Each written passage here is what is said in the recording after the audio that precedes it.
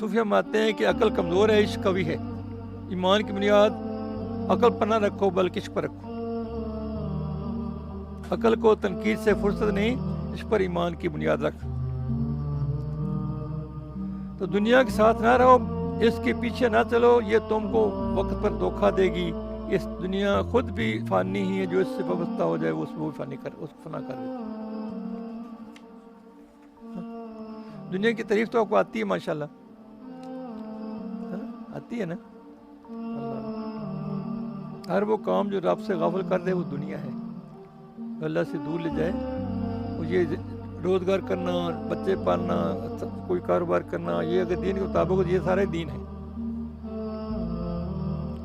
سمجھا ہے اللہ۔